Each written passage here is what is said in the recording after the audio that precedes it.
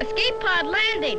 Where am I? Kenner and Lucas saw almost eye to eye on how Star Wars could sell to kids in the market, almost from the start. As the other companies were turning down George Lucas on making merchandise based on Star Wars, Kenner picked it up at their first meeting.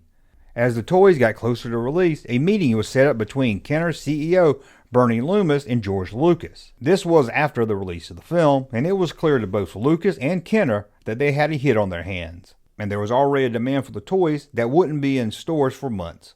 Lucas was shown some of those toys, mostly action figures, and one thing troubled him. He asked Loomis, "Where are the guns? The toy guns?" Loomis explained to Lucas that there were no guns, that Kenner had taken a hard stance on toy guns for kids, even if the very first Kenner toy was a gun. This was after the Vietnam War, and they felt the ones that protested that war were now parents of kids that was buying toys.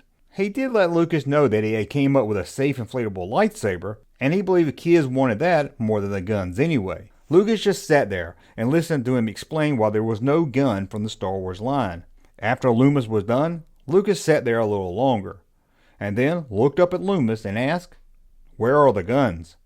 Nothing else was said, but the designers almost overnight got to work on two blasters that made sound, a water pistol based on the Han Solo blaster that was planned but never produced. If it wasn't for Lucas wanting those toy blasters, millions of kids wouldn't have been running around the house acting like Han Solo or a stormtrooper. If they did, they wouldn't have had an official Kenner Star Wars gun. The Han blaster would cross over to the Empire Strikes Back and Return of the Jedi line. The rifle would be retooled and released in the Empire Strikes Back line.